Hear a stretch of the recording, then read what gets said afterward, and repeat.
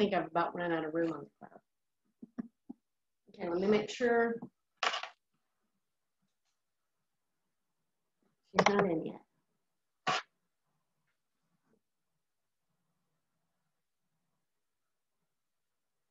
Kind of weird. We're going to have a 35, 40-degree drop overnight. Well, that's what Brent was saying about it's going to get cold tomorrow. I like 49. I mean, I like that, but it's just the back and forth so abruptly. If you park in the garage, you never know what's going to be, you know, when you get out.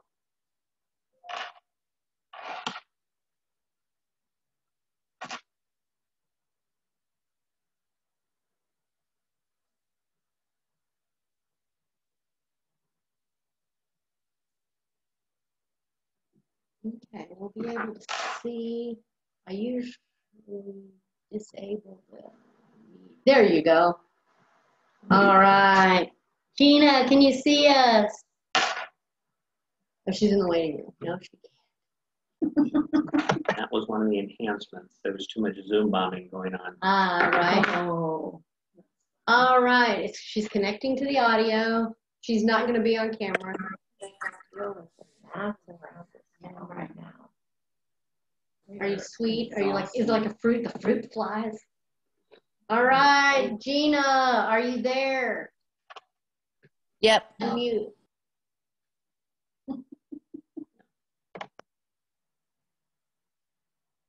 Can you hear us? Can you see us? Yes, I can hear you. Yes, I can see you. Close. She's talking. Okay, maybe it's me that's on mute. Okay, keep talking. I've been talking. All right. April's here, and Amanda's here, and this guy named Jim is here, and this is Gina. Hi, Gina. Hey. And I mean, it's just going to be, that's it. So we can just leave it like that. Okay. And, or we'll do speaker view. How about that? That's where you're bigger. That's fine. Should we get rolling? We should get rolling. Okay. Thanks for having me. We're going to be here about 75 to 90 minutes together. We actually technically call this a 90-minute meeting, hence the name. Very creative. And what we do is we just find this is the best and fastest way for us to share information, transfer it, and ultimately see it together. And so through the next 75 to 90 minutes, we're going to cover 4 topics. First is just going to be a brief history about EOS, where to come from, how to get out there, and a little bit about myself, and let you know I'm not practicing on you. Step number 2, we're going to turn it around. We're going to figure out kind of where you guys are at, where you want to go, and where you've been. Step number 3, this is going to be the biggest part of the agenda, and this is where we're going to talk about the tools and disciplines that we use to work with leadership teams to get what they want from their business. And then step number 4, this is about the process. This is the process that we use to implement EOS within a leadership team. So those are the 4 steps that we're going to cover here over the next 75 to 90 minutes. That sound like a plan? What does EOS stand for, Jim? EOS stands for the Entrepreneurial Operating System. Okay? And so that's a great segue into step number 1. And so everything that you're going to see about EOS is based on the book Traction. And it was started by a gentleman named Gino Wickman. Gino is a lifelong entrepreneur. He actually started his first business at the age of 21. Age 25, he was called back to his family's business. The family business was in need of a turnaround. So he worked with the team there to get it turned around took about 3 years. And then over the course of the next 7 years, he went on to actually run the company. And they got an offer to sell the company. That was too good, so he sold it. And then he transitioned the company for about 1.5 years to the new leadership team.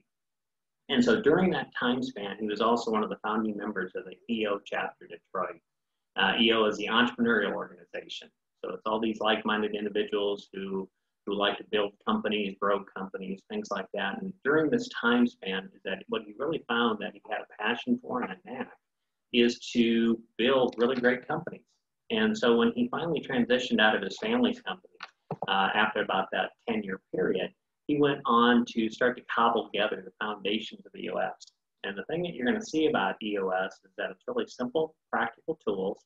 There are no silver bullets. There are no magic pills with EOS.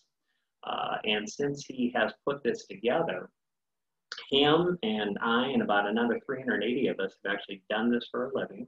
We've done this more than 9,600 times around the world now. We're adding about 400 companies a quarter onto the EOS operating system. And a lot of people that hear operating system, they think it's a computer. This is a business platform that we're putting in place. And we spent more than 68,000 days with leadership teams. It's gone into professional services, manufacturing, banks, real estate, nonprofits. It basically spans all types of business that we put it into. We're having great luck right now over in like Australia, England, Europe. It's really expanding throughout all the places.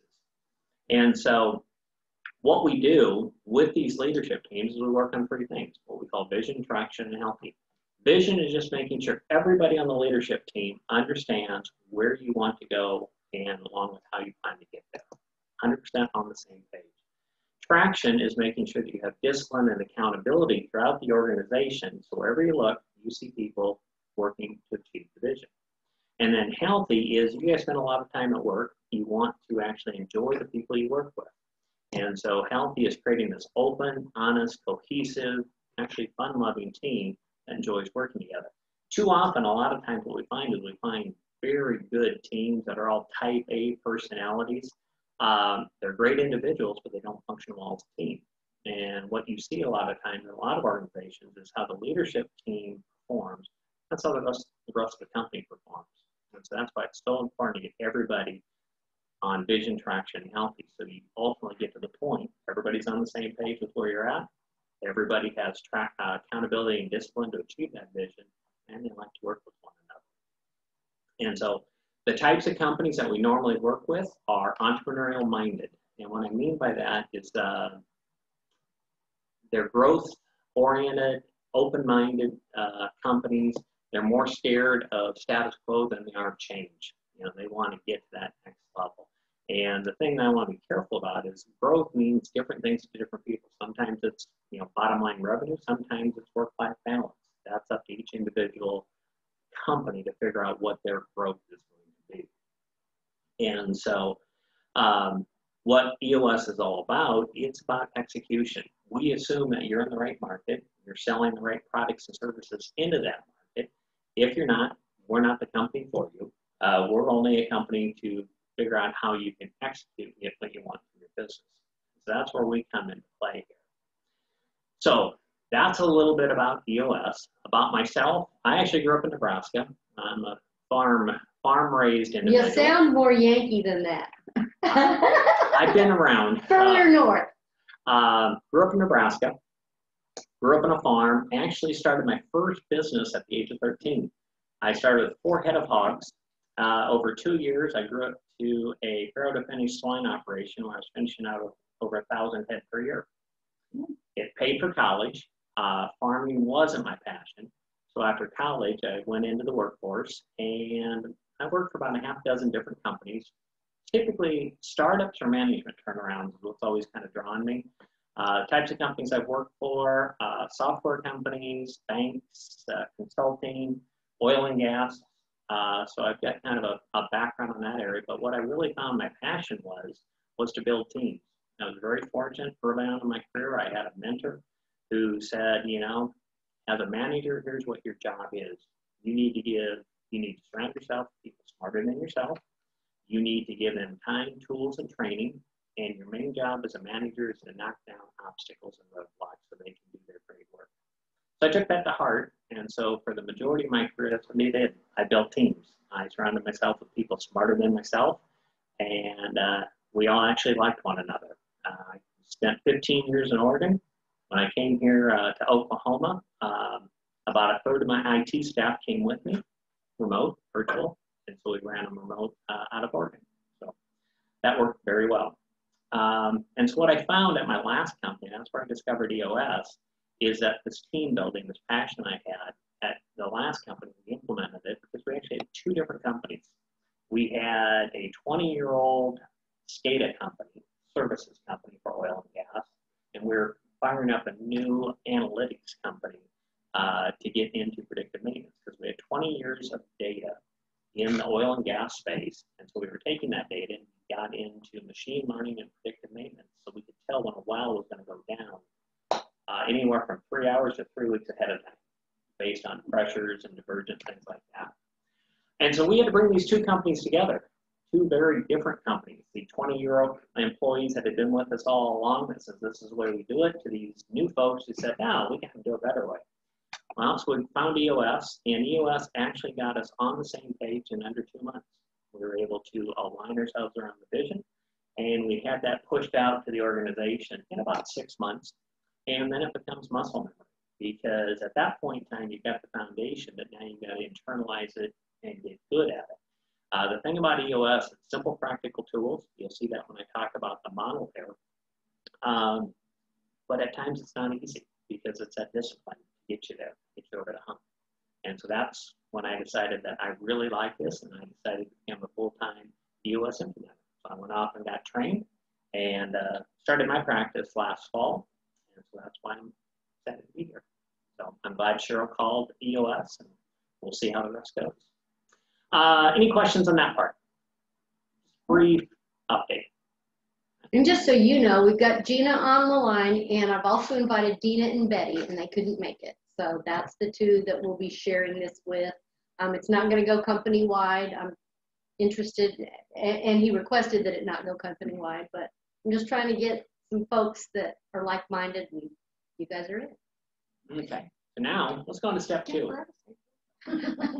Let's learn a little bit about your guys' organization. Who wants to give me the 2-minute history of Metro First? She said, or he said 2 minutes. Yeah. High level. That's it. The entire company started in 2005 in Oklahoma City. A broker that was with the Remax Corporation for many, many years started his own corporation, a different agency payout model. Then they just started recruiting. The Metro First model does not include a lot of bells and whistles. It's a very high model, paying out to the agency, paying out to the agents, not retaining a lot of money for the agency. So technology supply is not on the forefront of Metro First Realty corporate. I have a little different take on that, and I'm trying to make that better. And our local organization, I started the branch office in 2013, and then we all became franchise owners in 2016.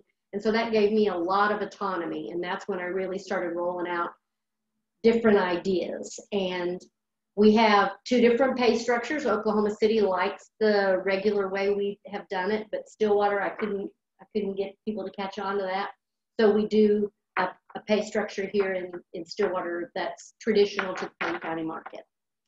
I'm the only owner in our corporation, and this is the only brick and mortar office that I have. I have 11 agents operating out of Oklahoma City. We have 17 operating out of Payne County. And we're just trying to treat our agents like independent contractors. Okay, so 99 employees. Yes, very, very few requirements, which that goes hand in hand with an independent contractor status. But I also want to create some expectations that when a new agent signs on, he knows that, yes, maybe this is a requirement to be an agent here, to be an independent contractor here. So I want to be careful as I craft those moving forward. Expectations are probably where I'm thin on when I interview a new agent. Okay. How many W-2 employees? Myself, and I have 2 part-time assistants. Okay. Anything else on the history side?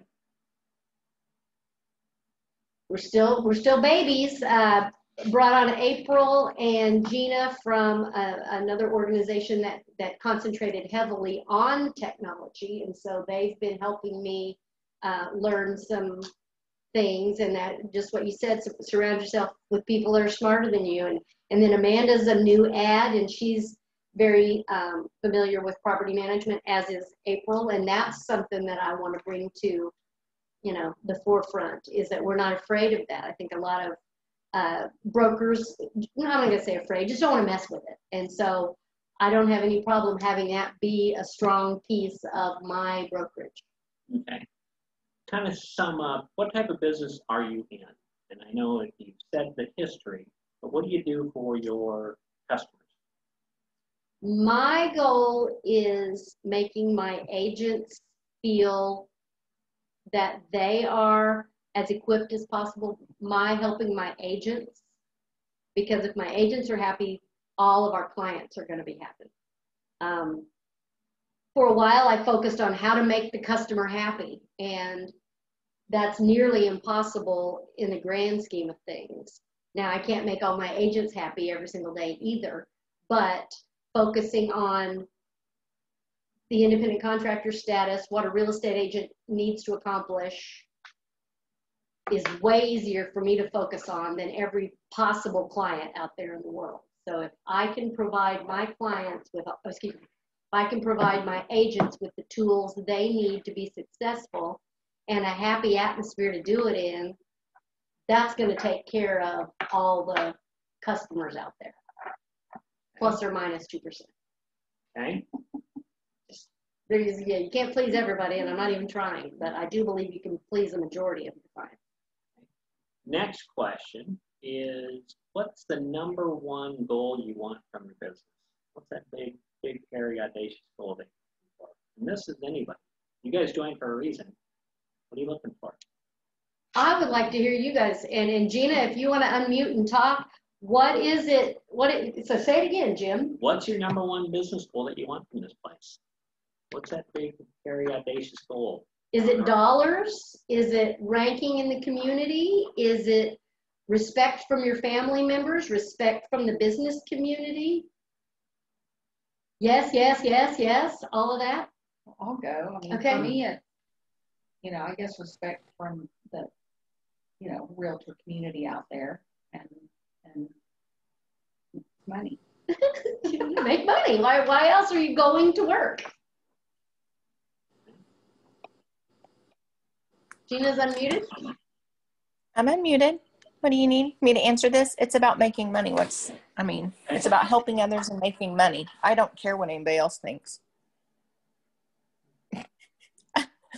And I think that helping others is kind of a given. I mean, I could probably make a lot more money being a CPA sitting in an office all by myself, just cranking out documents.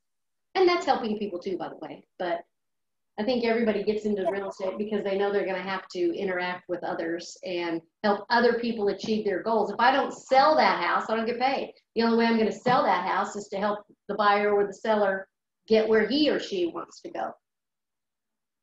Okay. What about you? Mine would be leverage, being able to make more money with less time. That's why I'm building a team. Harder, not smarter. I mean, smarter, not harder.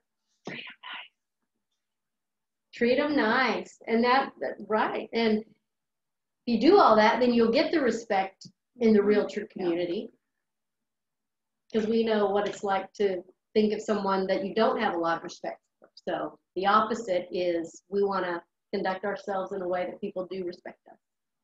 Let's talk then, what are the challenges that stop you from that? What are the things that wake you up in the middle of the night that say, oh, crap, how do I do this? I'm an overthinker. So, like, I just continually think, like, right now I have focus on, you know, oh, I need to update, you know, my Facebook page and put more stuff out there. And, oh, do I need an individual Facebook page for this? And, oh, I added this new Instagram page. And, oh, I haven't put a single picture on it in a week. And, you know, I've got to do that. And just too many irons in the fire that I try to focus on, and I need to slow it down, time block, and do it. Yeah, but it's hard. Thoughts? Repeat the question. What are your biggest challenges from getting to your goal of working smarter and not harder, getting that work-life balance? Right now, my biggest challenge is finding somebody in the Oklahoma City area to bring on. Finding people. Agents. Talent recruitment, talent acquisition. It's not called recruitment, talent acquisition. Gina, any thoughts?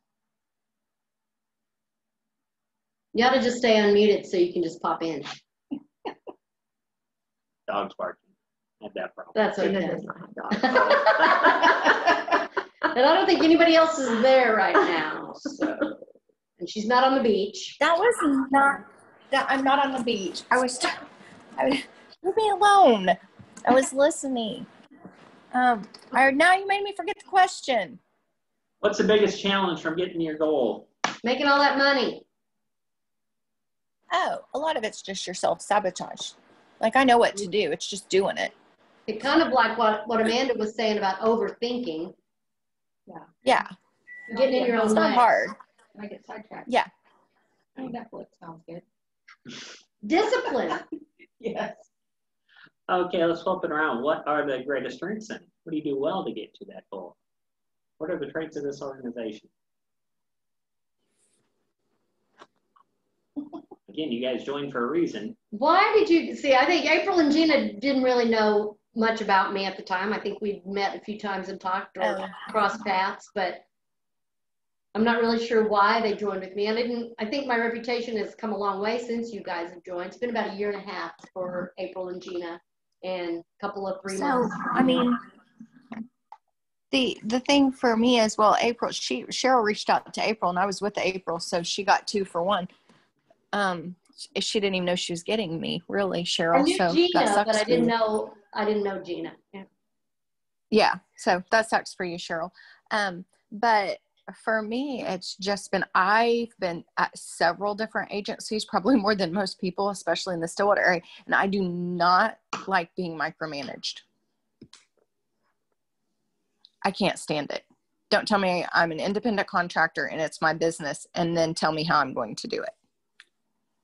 So Cheryl does a really good job of going, here's the parameters, and then she gets out of our way.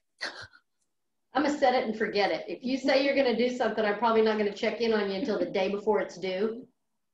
And so that probably goes back to some of my expectations that I probably, when I set out my expectations with agents and then new agents in the future, I probably have to define my participation in that a little better.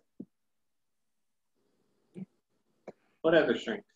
So Cheryl doesn't micromanage. Or does she? I don't think I do, but I think one of the things I bring to the table is that I'm very encouraging and I'm open to anything. There have been several times when I'm doing something a certain way and one of my agents says, I don't understand that. Why don't you try it this way? And when I look at it, I agree that their way is better than mine.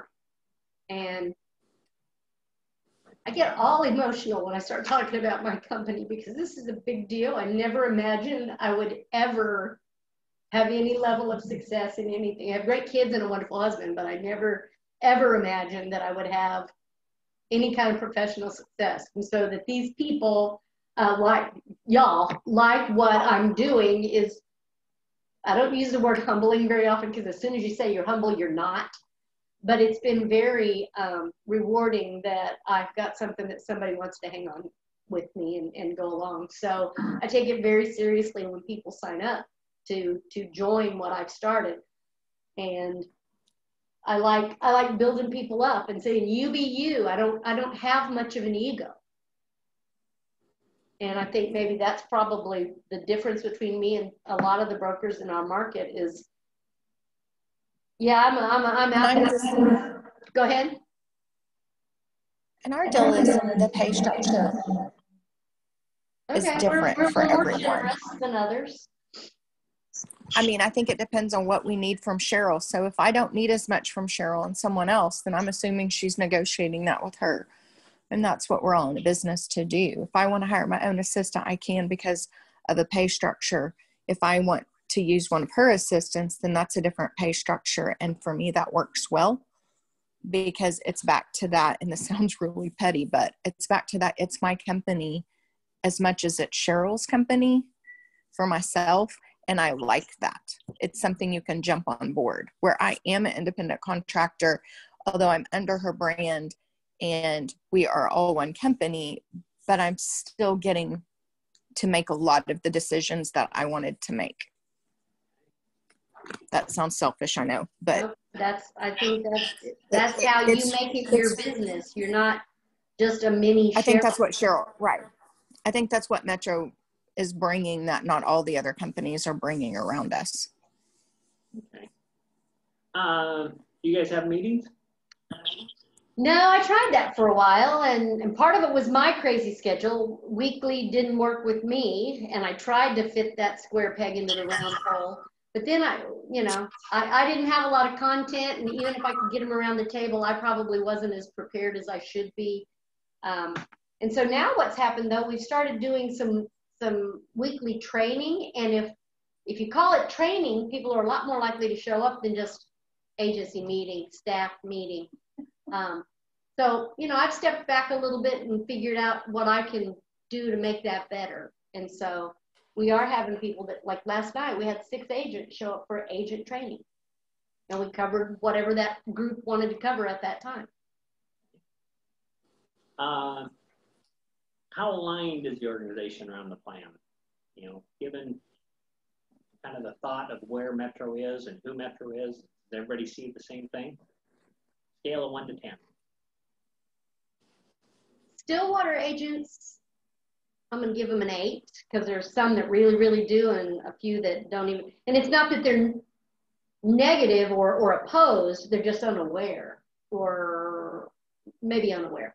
Oklahoma City agents, they're lovely. They're on total autopilot. I haven't found an entry point for them to jump on board the grand scheme. They're in their own orbit. They were trained very well by their previous broker that I inherited them from. They're not into this. I've asked a couple of them to hop on. I talked to them about the EOS in the very beginning, and I couldn't even hardly get them to do the checklist or the whatever the word. Organizational checklist. Yeah. And one guy said he's just way too busy to be that high level, and I appreciated his honesty. He's still got small kids. So right now I've backed off, and the people that are willing are the people in Payne County, and I'm not going to be sad that Oklahoma City's not on board. I'm just going to continue to offer it to them. And maybe when we take a few more steps and maybe get a little more defined, maybe then the Oklahoma City agents will say, hey, now wait a minute, I see what you're painting now. I do want to get on board. And that'll be fine. So I'm going to say the people that are the most involved are probably an 8. Okay. What kind of accountability exists within the organization? I'm glad the camera was pointing at you. Well, I already mentioned expectations. I haven't figured that part out. I'm not opposed to it. And I want to have more expectations, and unfortunately with expectations come consequences. And so I want to figure out how to implement that. I'm for it. I just haven't found a way to. I've got some 0 producers. We're not talking low producers. I'm talking 0. And I don't know if that's good, if that's bad, or if it doesn't matter. It costs me no physical money. And there's no dollar to the guy who doesn't do anything. But I have to believe there's probably some cost at having somebody on board. And everybody else knows he's a 0, she's a 0. There's a cost to the agency when they recognize that we're allowing 0s to hang around. And I don't know quite, I'm a little more sympathetic than I need to be. So I'm growing into my role. I want to make some changes, and I want to be able to be our agency and carry somebody. What, Gina? But also, Cheryl, in that accountability, we're independent contractors. If we're willing to live on PB&J, that's on us. So, I mean, we can give you all the goals we want, and you can encourage us to get there. I guess for me, I don't disagree with there's a cost at an agency if you have 40 agents and only 15 are producing. But the 80-20 rule is normal in every area of business or anything, church, business, whatever. So at some level, it's just, if you're not going to sell 5 houses this year, you either decide that you stay on board or not. That's not a huge thing, but I don't really, I think that's a hard thing to judge. Positive and negative. That's why, you know, it's very expensive to just play realtor. And so if you've got $1,500 a year that you just want to throw out the window just so you can have your name on my list, on some, you know, I'm a little torn. Like, do I want you on my list? Why don't I want you on my list? Or go ahead, be on my list. I haven't made my line in the sand yet. How do you feel? April's very high into expectations, and I totally get that. So I need to learn how I totally should do. I mean, so then I'm down to 5 agents. Is that okay? You know what? I'd rather only have 5 that are all hitting on. I mean, I think it'd be more accurate in determining your goals. Like Gina mentioned, we got people that got goals, but they're still my zeros, right? So I'm not helping them get their goals. I hear April laughing, which is funny because I'm the one that's always considered the accountability goal setter, the aggressive one, and it's really her. It's really you. It's really April, and I get pegged as the bad one. I mean, nobody we've talked pegs about you this back. before. We've talked about it before. It depends what you want. It's your company. If it were my company, I want the top 6 agents in Payne County, the top 6 agents in the Oklahoma City, and I don't want to mess with the rest of them. And I want to only devote my time, if I'm broker, to those people and giving them everything I have. But that's my personality and what I want. This is your company. You get to make those decisions. I'm open to learning and growing. I've already established I don't know it all. So I act like I do, but I don't. Okay, good discussion. Is there anything else I should have asked? Do I need to know anything else about Metro First Rate? We're awesome. We're awesome. Okay, I love that. Don't bring alcohol around us. We drink. Okay. And don't bring alcohol around it. Bad influence. We just need to not have it. It's kind of important. Good luck with that. Okay, I'm going to move on to step 3. And he's taking his jacket off. He's getting serious. Like a shirt. So we're going to have to put this in a different area. Yeah, turn off the We're camera. no longer watching you, Cheryl. You're blank now. Okay. One of my jobs I had was corporate education. So, one of the startup companies, I wore lots of hats when I was an educator. So I love the board, so I love to teach. And so that's what we're going to do here for this next part, step 3. We're going to talk about the tools. And what this part here is all about is how do we strengthen a company in vision, traction, healthy? What are the tools that we've used? What are the tools that we've used for 9,600 companies? And it starts with a model. And this model has Metro First at the center of it. Because regardless of the type of company you are, whether it's real estate or a dentist office or a manufacturing firm, you all have the same types of issues. Every business deals with hundreds of issues coming at you. And what we have found through this discovery of doing this numerous times is that all these hundreds of issues are really symptoms. And we break them down into one of 6 key areas. We call it the 6 key components. And so when we get really good at identifying those issues, and once we strengthen the 6 key components, all those hundreds of issues all kind of melt away. And so that's what we want to do. And so what I'm going to do is I'm going to go through this model twice. Once at a high level, just talk about the 6 key components. And then the second time, we'll actually go into and we'll talk about the tools and disciplines we use to strengthen those 6 key components. So the first one is vision. Every great company has a common vision, whether it's to have the top 6 producers in a certain market, whether it's to have this geographic spread, whatever it is, there's some vision down the road that you want to point towards. You want to get everybody on board with that vision, with what this company's about. And again, we'll go through the 2 tools and disciplines that we use to strengthen the vision component. The next one, to have a great company, you got to have people. Okay? And a lot of times in business, you end up with terms like A player, superstar, top quartile, lots of different, things, and we'll cut through all that because what we want to do is we want to find great people for this organization. What type of people do you want to surround yourself with? The next thing, you got to run your business on numbers, data. Not ego, gut, emotion. You got to boil it down to subjective, hard numbers that says, how is this business performing? What happens when you have a clear vision and you've got great people and you're running your company off numbers? All the problems, all the imperfections, all the impurities, they start to bubble to the top and you want to fix them. Those things are bubbling to the top as something we call issues. Okay? And issues are just things that's stopping us from achieving that vision. Is it underperformers? Is it whatever? Bad market? We got to figure out, can we solve those issues? Too many companies band-aid them up, kick them down the road, and don't address them. They don't tackle their issues, or they're not good at tackling their issues. And so we want to make sure that we're good at tackling our issues. The next thing that we have is process. Okay, this is the process that we put out there. Every company has 6, 8, 10 core key processes. Okay, your talent acquisition may be a process. These are the steps that I go through to find the best agents out there. And it's a checklist style. We'll talk more about the 2 tools and disciplines that we use to identify what are the Metro First core key processes. With the 1099 employees, you guys might have your own processes for how you treat your clients or sell the houses or get houses to sell. Or it could be the case of that here are the 6 things that Metro First agents need to do to sell a house. Now, if you have other steps, we're fine with that.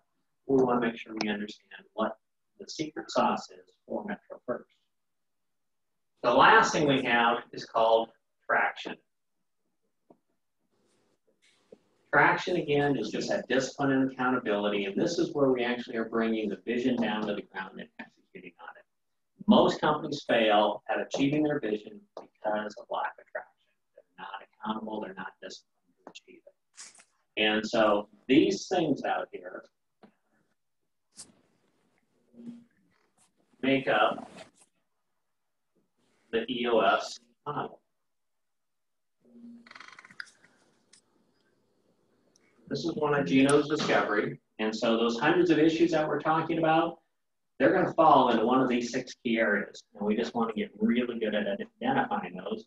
And you've heard me use the term strengthen a number of times. How are we going to strengthen these? Well, we got 2 tools or disciplines, but we actually start with a scale from 0 to 100.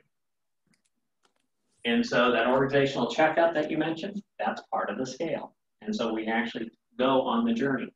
Now, we would love for everybody to get to 100%, but anybody in business realizes that 100% to get there, 2 things happen. 1, it takes a lot of time and typically money. And 2, somebody moves the finish line. And so you can never really get to 100%. Our goal in strengthening the 6 key components is get to 80% or better. Most companies, when they start out, they're down in the 20 to 40% range. And so by strengthening to 80% or better, you got a 2x or 4x improvement on how that company's operating, how strong they are in these 6 key components. And so that's what this whole goal is about, is to strengthen. Okay? That's kind of past one, and what we talk about here on this journey that we go on is to strengthen those and get those hundreds of issues to start falling in place. Let's talk about each tool or discipline now out there of what we got. And so under vision, the first tool we have is called the 8 questions. And so what we do is we work with the team to answer 8 questions, and these questions are, what are your core values? What's your core focus? What's your 10-year target? What's your marketing strategy?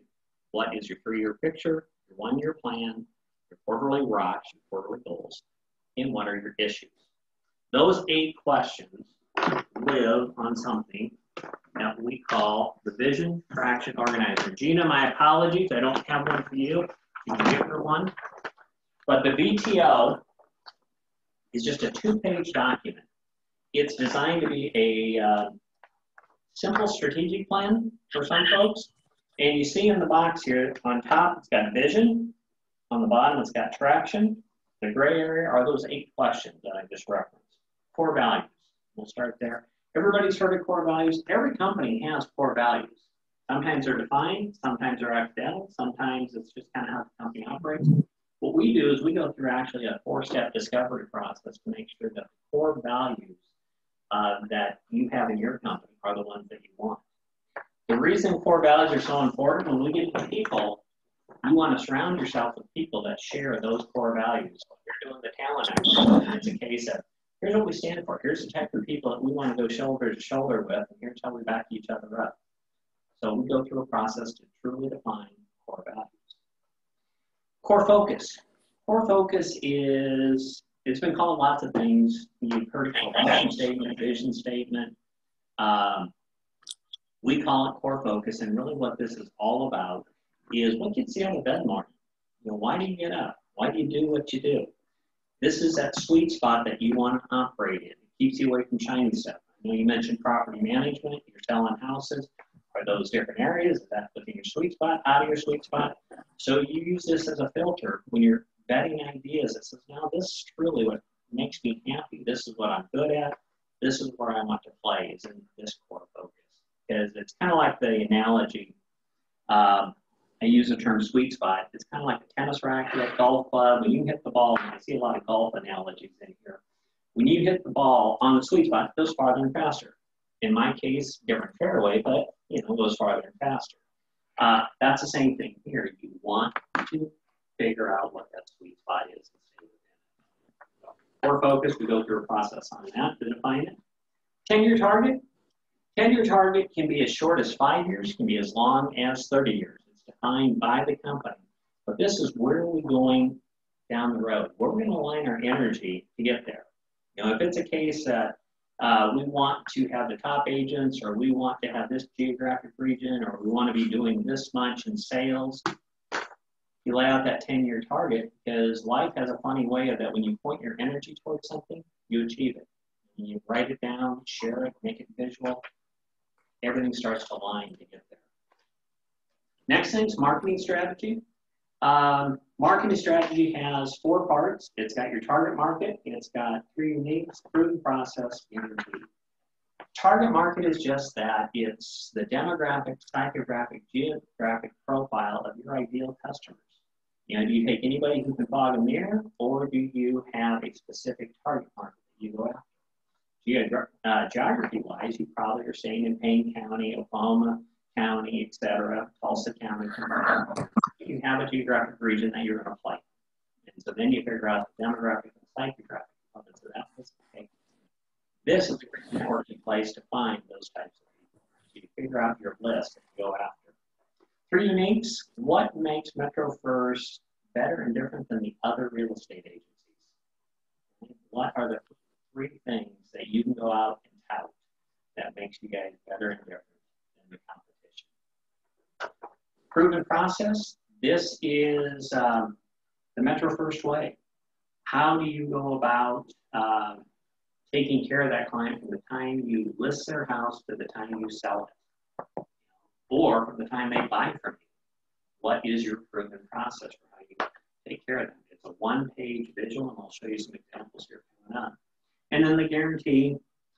This is about 50% of the companies have this, 50% don't. But what the guarantee is something you can put out there to get them over the barrier of entry. So if you list your house with me and I don't sell it, I'll give you $500. Maybe, maybe not. You know, but it's a guarantee. Like I said, about 50% of the companies have it, 50% don't. And so what happens is this left side of the page here, you've defined who you're at, the core values. You've defined what you're good at with the core focus. You know where you want to go with the 10-year target, and you know who you want to target to get there. So you start to clarify your business. The next thing you do, now you got to bring it to the ground. We're going to bring it down to the ground for your picture. And so again, this is getting it in your mind's eye. So you clearly see in 3 short years, here's what we want to be. We want to have not 6 of the best agents, we want 10 of the best agents, the top producers in this region.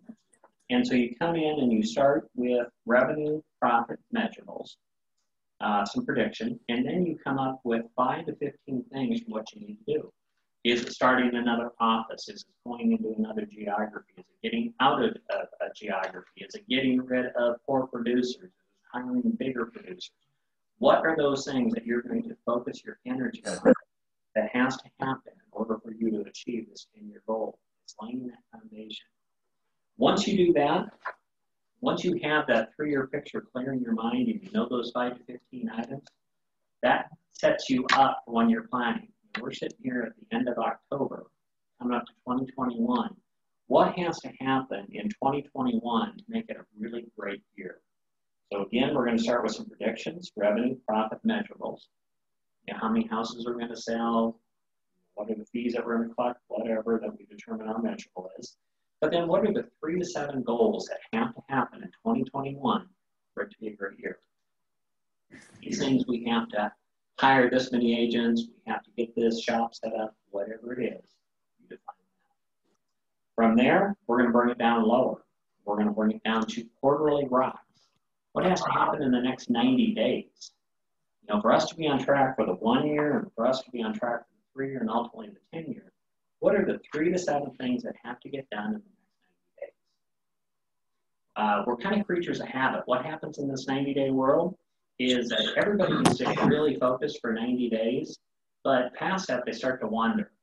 You know, maybe it's Netflix or whatever the case may be. But you start to wonder, so what has to happen? So you've been working in the business hard for 90 days, so then you got to lift yourself up, reset your vision, make sure you're still going the right direction, and then you set the new targets for the next 90 days.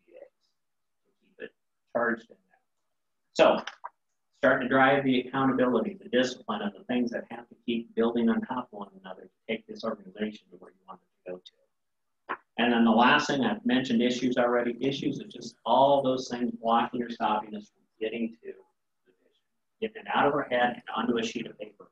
Because some of them we're going to have the energy to solve now. Some of them we will not solve until annual planning time. And says, hey, yeah, I know we need to be talking about going into Norman, but not right now.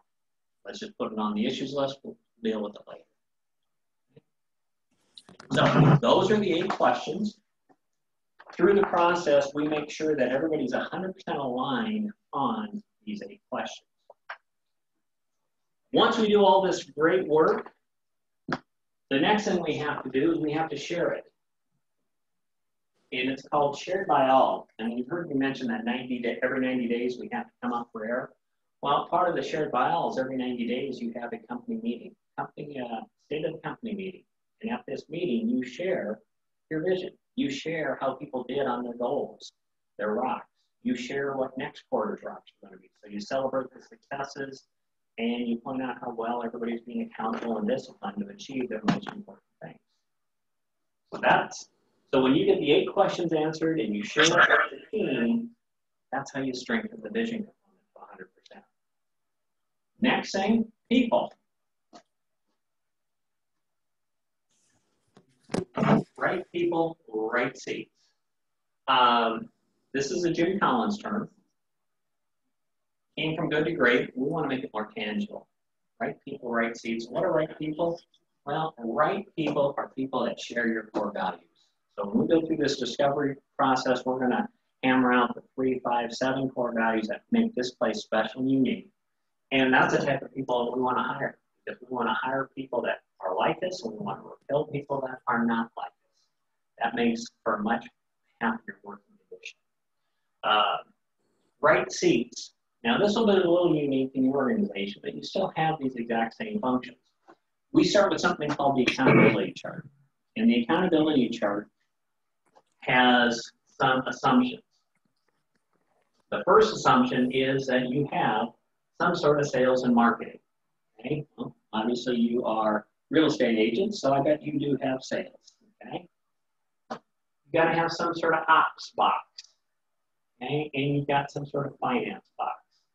So sales and marketing, they're the ones that go out and generate the demand, create the need for the product and service, sell it. You've got ops who delivers on that. And then you've got finance who accounts for the money. Now, this particular row of functions gets defined for your organization. What makes sense for this organization? But most companies have this in some way, shape, or form. Sales and ops and finance function. All companies have this next row called the Integrator Box. The integrator box is the person that beats the drum. They're the ones that make sure that we are heading towards achieving the vision, that we're heading down the road to do the things that we need to do. They're the ones that make sure that sales, ops, and finance are playing nice, because you can't have one, all three of these have to be strong in order to achieve the overall objectives. If I sell a house, but the back end financing, we don't set up the title company or something like that, people aren't happy. All three functions have to work in tandem together to deliver. So, at this particular level, that is a very basic accountability chart, and when we go through the process, we actually define it for what your organization is. Because in some organizations, okay, the agents are sales, but maybe Metro First handles marketing. So you set up another box for marketing, and you split those two functions apart. So this is tailored to each company. The other thing that some companies have is they have what's called a visionary. Now, the traits of a visionary. These folks love to work at 30,000 feet. They love to have about 20 new ideas at every meeting. The things that they don't like to do, they don't like to run the day-to-day. It sucks their energy. They don't like to have tough conversations. It's just not fun. But what they are good at, they're typically real good at large client relationships. They're good at out-of-the-box problem solving. If there's a unique problem, they just come at it from a totally different angle. 50% of the organizations have a visionary, 50% don't. And so that is one of the things that if you have a visionary, we'll call it out and go from there. If you have a visionary who is in the integrator seat, what happens is visionaries, they've got creative itches. They got to go check this out or check that out. And when they go check it out, the whole organization has a tendency to kind of go with it. So you get off track. So you got to be careful with that. That's what we define that here. So first thing we do is we get the exact right structure for what this organization needs to grow down the road. This is an evergreen document. As the company evolves, changes, this will change with it. Once we get the structure, then we put the people in the seats. And what these people have to be good at is they have to be good at 5 roles. And so we go through and we define what are the 5 things that a salesperson has to be good at. What are the 5 things the ops person has to be good at in order to sit in that seat? Or finance or the integrator. So we define out the roles, and that's how we determine if you're good at your job, is if you're good at the seat. And so what we do, that's how we get right people in the right seat. Right people have the core values, right seats are good at their job, and their job are these 5 functions. We're not talking job descriptions where it's 37 bullet points. We're talking high level that says, here's the thing that we need you to do in order to sit in that seat. Now, when you do that, you're going to find 2 issues. You are going to find wrong people, right seat, and you're going to find right people, wrong seat. We'll take right people, wrong seat. I call this Midwest nice. I think you guys referenced it. Here in the Midwest, we're nice people. We have tough times having that conversation with folks that says, man, you share my core values, I love you. You're not a good salesperson. You're at 0. Do I want to keep you around? Okay? Are they good at their seat? What happens if you keep too many of these around? In most organizations, you become another type of business called an accidental nonprofit. Okay? It happens. So you hopefully you figure that out and you have those discussions with them. But the other thing that you can have is you can have wrong people in the right seats. These are sales folks that are awesome. They're crushing it. But they don't share your core values. So they're eroding the culture of the company. I bet you guys have all dealt and seen folks that if one of your core values is integrity and honesty and dealing fairly, I bet you've seen agents out there who don't emulate those core values. And so do you tolerate those core values in your company? Hopefully not. If they're wrong people, if they don't share your core values, regardless if they're producing or not, do you want that associated with your brand? That's what you have to kind of ferret out there. So those are the 2 types of issues that you're going to see there. So Right people, right seats, got to have both to be 100% strong. And so that's one of the processes we go through. Data. On the data side of it, we have a scorecard. People call these KPIs, metrics, variety of things, but what are those things that you want to take a look at on a weekly basis that you'll know that you've got an absolute pulse on your business, and 3, 6 months, 9 months down the road, your business is going to be healthy. You know, is it number of listings? Is it number of touches? Number of networking events? What is it that you know is going to translate to business down the road? So you know your company's going to stay healthy. So that's a scorecard. In the scorecard, what happens is you have the measurable, you know, number of listings, whatever. You have a goal. So how many listings do you want to have out there in order to be, let's say we need 98 listings. And then we have the dates. And so we'll keep 13 months or 13 weeks worth of history on this. And so if we're at 95, 89, 101, whatever, we can see if we're north or south of the goal. And if I'm south of the goal, 89 and 95, what are steps that I can take to improve that? And then if I see a trend where I'm actually heading south on my number of listings, and that's one of my scorecard items, what steps can I take with my team to get there? Now, the other thing with the measurable is you've got who is accountable. This is a name of a person. Who is responsible for delivering on that measurable? Scorecards are one of these items. You have a scorecard at the corporate level, at the company level, that says what gives you that absolute pulse on the business. And then you will drive this down and have scorecards at the function level, at the sales level, at the ops level, at the finance level. What are those numbers that we want to keep track of to make sure that we're healthy? Then the other thing you have here is once you drive this down, you have measurables for everybody. Everybody has a number. When you've surrounded yourself with right people in right seats, they see the vision clearly, you've shared it with them, they want to be a part of it. They want to contribute in some way, shape, or form, whether it's listings, whether it's sales, what have you. They want to be part of it.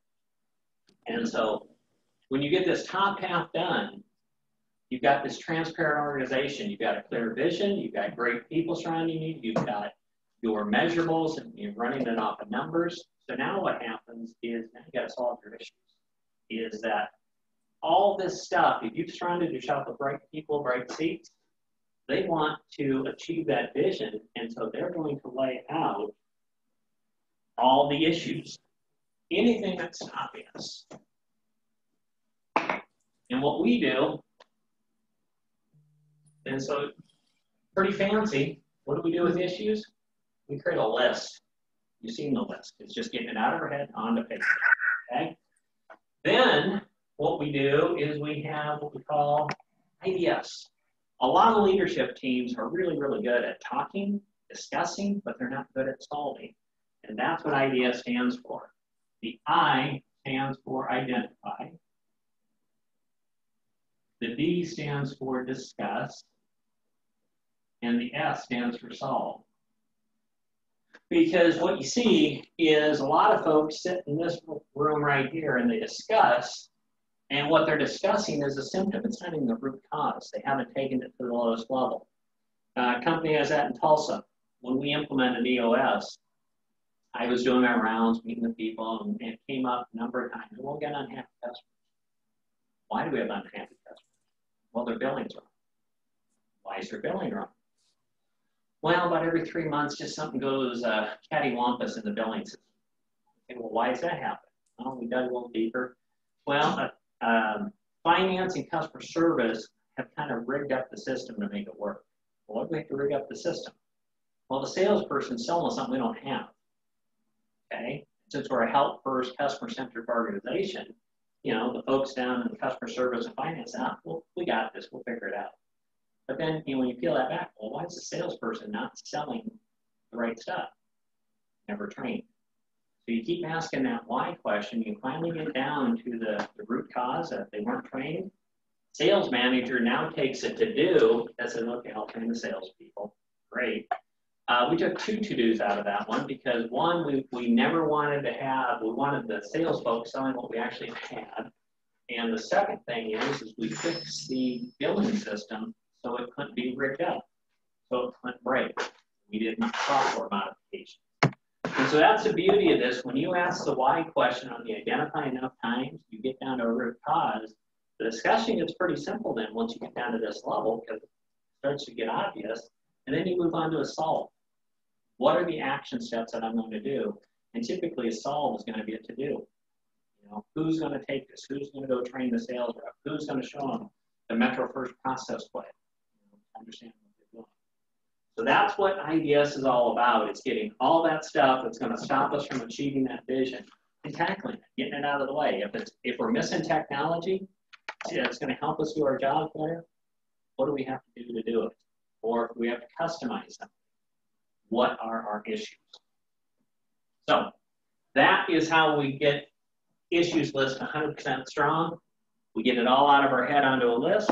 We go through a process to learn IDS, and that's how we get 100% strong. Process, this one's also very fancy. Here, what we're going to do is we are going to document it. Okay?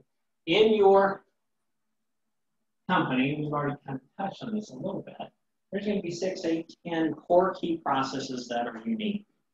You know, so maybe you have a sales process for houses that you have. Maybe you have a buying process, whatever it may be. You may have some sort of talent acquisition process for how you go about bringing employees on. But these are going to be your core key processes, your secret sauce. And what we're talking about here is not a 700-page SOP manual that nobody's going to read. We're talking about a 20-80 approach. So what you're going to do is you're going to document 20% of the steps that get you 80% of the way there. Because my assumption is you hire people that think, and so you want to give them opportunity to think if there's some room up there on that part of it. But this checklist that you're creating, these 20% of the steps, this ensures that they're doing it the right and best way each and every time. They're doing it the Metro First way for the major points that are unique here. Process is the biggest one from a standpoint of from getting to sleep at night, because this is the one, when you think of something, it's on crap. What do I have to do with that? I'll come up with a process that says on a quarterly basis, I'm going to update my Facebook feed, or on a weekly basis, I will do whatever. And so it says, oh, I'm going to check this off. These are the 6 steps that I'm going to follow to do that. If you ever want a good book on that, it's called Checklist Manifesto. It's about a doctor, how he took airline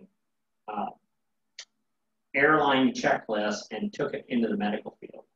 And, Oh, like what a pilot would go through when he gets. Yeah, checklists in airlines didn't come about till the 30s, when a new airplane was came out and they were showing it off, and it was so complex that the pilot crashed it.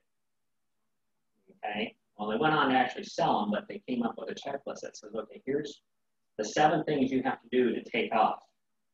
And so what this guy did is he researched that, and he came up with, how do you come up with a checklist that truly drives the right behavior, the right investment behavior? That's what you're trying to do. Once you do that, then you go to followed by all. Okay, so if I go to the trouble of putting together this checklist, I want to make sure people understand it. So you guys talked about your training meetings. So this would be the case that says, hey guys, when we go through a sales listing, here's the 6 steps that we have to do. If you have some other ones, that's fine. These are the 6 steps, and I want to ensure that we do the right and best way each and every time. So you make sure that everybody's following it, they understand that they're trained on it, and then you put in some sort of inspect what they expect to take the opportunity. That's how you get the process 100% strong. Traction. Down at this level, we've already seen this one. It's called rocks and then meeting calls. On the rocks, those are those quarterly goals. what are the most important things that I've got to get done in the next 90 days? And so what happens on rocks is we're going to set rocks for the leadership team. Everybody on the leadership team is going to have 3 to 7 rocks. You're going to have 3 to 7 corporate rocks, the most important things that the company has to do. And ultimately, everybody in the company has a rock. Okay? Because you want to make sure that this company is moving closer to that vision, and rocks do that on that 90-day basis. And remember, we talked about every 90 days we're going to be working hard in the business. We're going to come up and we're going to work on the business. We check our vision. We're going to see how we did on last quarter's rocks. We're going to report on that to drive accountability and discipline. And then we're going to set next quarter's rocks. The next thing we have are meetings. I don't know about you guys, but most companies that I've worked in, if I set a goal for 90 days out there, when do a lot of people do those goals? Like starting day 70, day 75, promptly get it done. Or some of us, we start at day 85 and promptly get it done at day 110. Right. Okay. So that's what meetings are all about. And this one will be something that, because we want to make sure you have the right meeting pulse for your organization, but what we would teach is we are going to teach what's called L10 meeting. Level 10 meeting. We want your meetings when you come together to be the most productive time of your week. This is your clearinghouse. And how do you have a level 10 meeting? Well, you start with a segue. This is just 5 minutes, and this is just get your head into the meeting. Everybody's around the table. You have a quick discussion. Anything going on personally, how was your weekend, whatever. Just a quick 5-minute around the table. But then what we're going to do is we're going to check in on our rocks.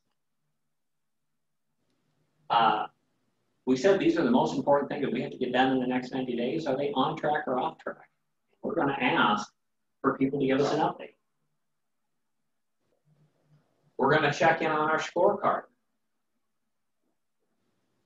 Is it on track or off track? Again, these are those numbers that gives us the absolute calls on the system. And so we're going to check in on those. Then we're going to check in on customers and employees. Did we get a bunch of new listings? Is there an employee having a baby? What have you? We lay it out there and we check in on that. From there, we go into to-dos. Because remember we talked about when we were at IDSing, a lot of times we're going to assign the to-do. A to-do is a 7-day action item. And so somebody's committing that says, I will do this in the next 7 days. And so here, we're asking, are they done or not done? If we want to get them to done. From there, we go into issues. This is the heart of the meeting, and this is where we're going to spend the bulk of our time, because here we're just doing our check-in process. Our rocks on track, our scorecard on track. If it's not, it's dropped down to the issues list. And so down here we have our issues list, and what we do with that issues list is we prioritize it. So we've got this data dump out here of all our issues. Well, what's the most important issue that we have to solve? Well, it's actually this one down here. That's number 1. This is number 2, and this is number 3. We don't take it from top down. We want to make sure that we're spending our time solving the biggest impacting issue that's going to allow us to move us forward. So we identify that issue, and then what do we do with it? We IDS it. And what truly is the root cause of this issue? Everybody in the room has a discussion on it. Once we start repeating, we move on to solve. We move from there. Once we get to a solve, then we go ahead and get rid of it, go on to number 2, and do the same thing. And so we've got 60 minutes to spend on IDSing. And some days you might get through 1 issue, some days you might get through 10. It just depends on how meaty and big the issue is. And so that's where the bulk of the meeting comes from. One of the things that you mentioned in your meeting is that you had no agenda, you had no criteria. And that's a problem with a lot of meetings, is that somebody will send out an agenda a week in advance, but it's not relevant. Other stuff happened in the week. And so this really becomes your agenda down here. You're checking in on the most important stuff up here. You're checking in on your rocks, your scorecard, your employees. but then this drives your agenda. Hey guys, for this week, here's issues 1, 2, and 3. Those are our first 3 agenda items that we need to solve. From there, we move into conclude. And in conclude, we have 3 things. 1, we recap our to-dos, because when we were IDSing up here, somebody raised their hand and said, I'll take this, I will solve it, okay? We want to make sure that's very clear, very accountable. We are going to make sure that we are telling everybody that needs to know cascading messages. Did we make decisions in here that we want to get out? Is there a new benefit? Is there a new process change? Is there something that needs to get out? And again, we're going to say who is accountable to get that out and what basically the message is. And then the last thing we're going to do is we are going to rate it. And we rate the meeting from 1 to 10. We want it to be a 10 meeting. And what we found is that through the companies that follow this, they get to a level 10 because they come together, they check in on the most important stuff, they're driving accountability, they're solving issues. And so when they walk out after 90 minutes, they feel like, hey, we've moved this company forward, let's go for it. So that's the level 10 meeting, and that's how you drive accountability, because people's names are on all this stuff. The scorecard has names in it, but rocks have names to it. Issues, people have taken the to-dos on it. And so that's how we get traction, 100% strong, push throughout the organization. So, scorecards, process, issues list, rocks and meeting calls, all those get pushed down in the organization. So you may have a finance level 10 or an operations level 10. Some people do, some people don't. You could have a sales level 10 specifically for that says, this is where we share best practices. My world, we get together, we eat our own dog food. We get together every Monday, and we share, we go through issues, and we share best practices as a community, 380 of us. So, not mandatory, but it's one of the things of how we keep our knowledge base up to speed. So, those are the tools and disciplines. That's how we strengthen the 6 key components of the EOS model. That's how we get 100% strong. Question. Done silent. Last part then. Okay.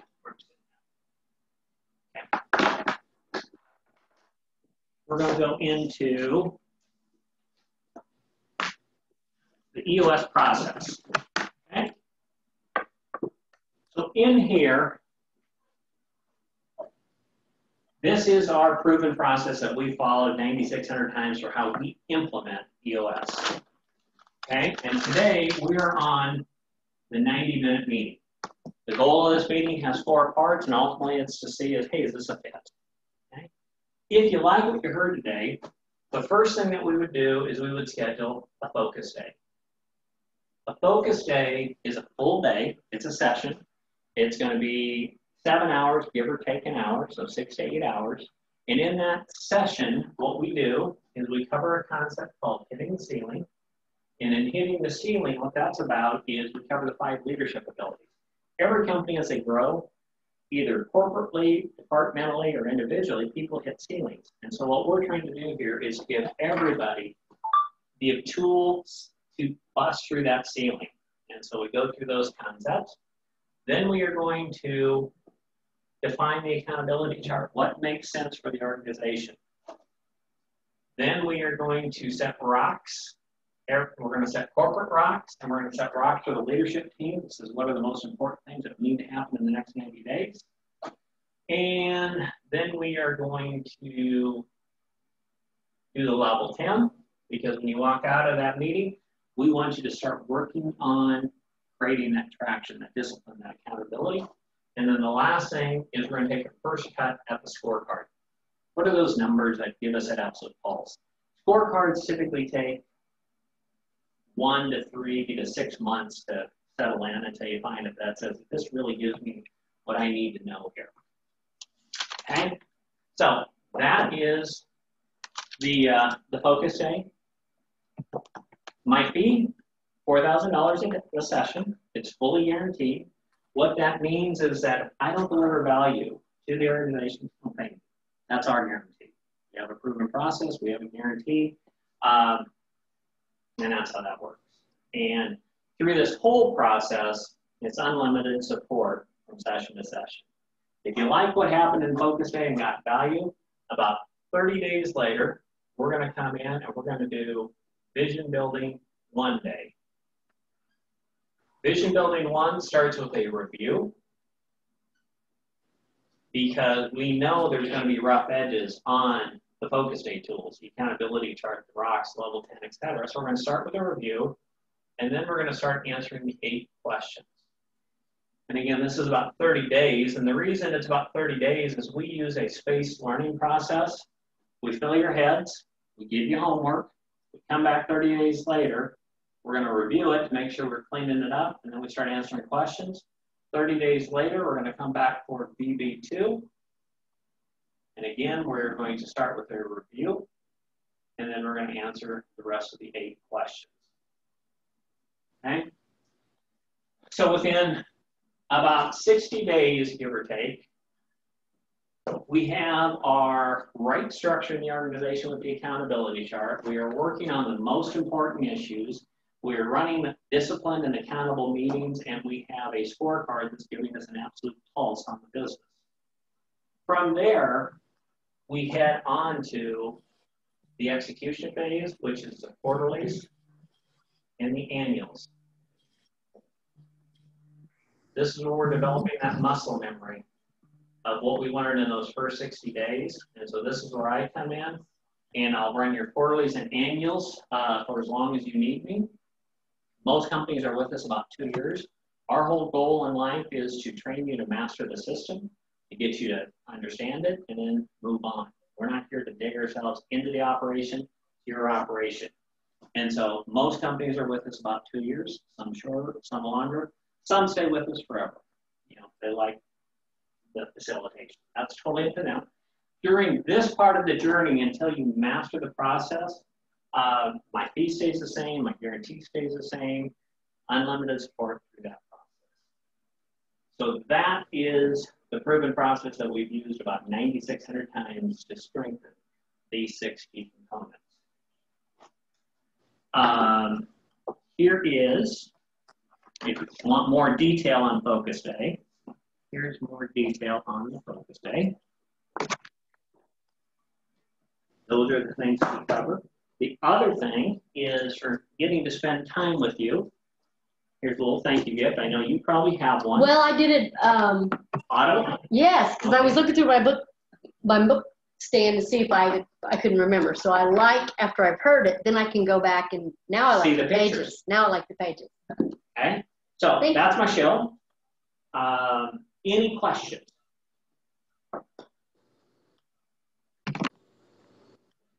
We're sitting at about 80, 85 minutes. So right. We're right on track. Oh, very good. Well, I took tons of notes, and I'm going to push out our video to the other 2 girls.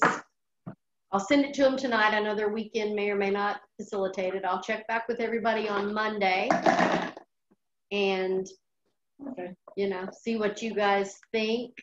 You know, that's a lot of money. It's a lot of money. So it's not like writing a $250 check and I'll just make that decision. Everybody that's in this group has to be on board or it's not going to be worth our money, right? We've got to make sure that if we move forward, all of us are moving forward. And that is a beautiful thing to say, because basically through this process, you're learning a new way to operate your company.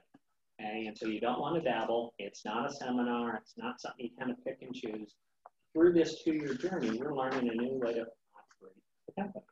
And so you got to have that mental commitment that says, we can do this. This is the right thing for us to get there. We're seeing a lot of companies kind of lift their heads up, because a lot of, especially companies that were ran by, I would say 33 to 24-year-olds, they've never seen a bad time. They came out of college and life was wonderful. They didn't get hit.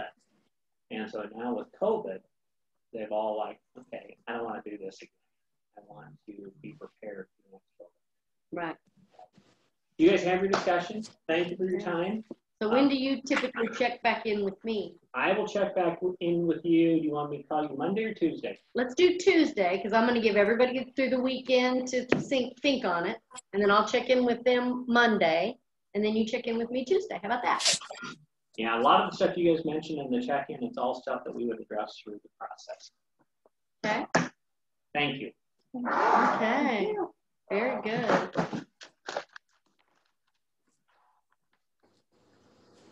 Heading back home?